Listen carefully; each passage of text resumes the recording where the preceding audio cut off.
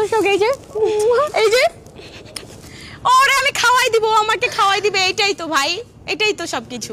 Husband হবো, ওকে wife বানাবো, কারণ ও ন্যাচারালি খুবই সুন্দর আর ওকে সাজলে খুবই ভালো লাগে, তাই আমি ওকে সাজায় রাখবো।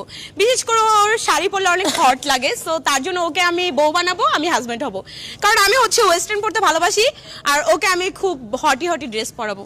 সো আমি হাজবেন্ড ও ওয়াইফ দিচ্ছি। একটা ছেলেকে বিয়ে করলে হচ্ছে ছেলেটা ঠকায় বা 2 দিন পর আরেকটা মেয়ের সাথে পরকিয়া করে চলে যায়, বাট একটা মেয়ে সেটা করবে না।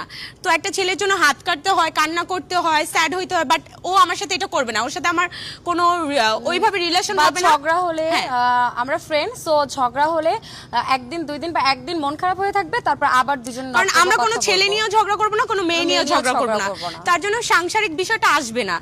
আর হচ্ছে সংসার করে ওই থাল বাসন মাজা, কাপড় ধোয়া, ভাই বাদ, আমরা দুজন শুধু পেন নিতে পারবো না ভাই, কোন ছেলের আজেরা পেন নিতে পারবো না, দরকার নেই, নো রিলেশন। ওকে, ছেলে ছাড়া মানুষ চলতেছে না।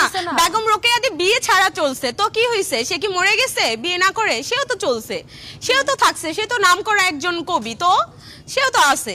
দুইজনে ইনকাম করবো, দুইজনে শুধু ঘুরবো ফিরবো, বিভিন্ন দেশে ট্যুরে যাব, হানিমুন করতে যাব। That's it. কে কি করলো, কি বললো, কে কি করলো, আমার পিছনে অনেকে অনেক কথা বলবে, শেখ হাসিনার পিছনে অনেকে অনেক কথা বলে, সামনে নম করে। আর হেটার্স না থাকলে কখনো উপরে ওঠা যায় না, ঠিক আছে? আপনি একটা কথা বলছেন, হেটার্স থাকবে স্বাভাবিক। আমরা দুজন হলো বেস্ট ফ্রেন্ড, তো আমি ওকে ভালোবাসি, ও আমাকে ভালোবাসে। এক কথা বলতে গেলে গার্লফ্রেন্ড বয়ফ্রেন্ড যেভাবে ভালোবাসে, আমরা সেভাবে ভালোবাসি দুজনকে। দুজনের মধ্যে কে হাজবেন্ড হতে চান, কে ওয়াইফ হতে চান? হাজবেন্ড ওয়াইফ হতে চাই না, বাট আমরা তো দুজন মেয়ে মানুষ, তো আমরা হাজবেন্ড ওয়াইফ কিভাবে হবো, বাট দুজনের দায়িত্ব দুজনে পালন করতে পারবো।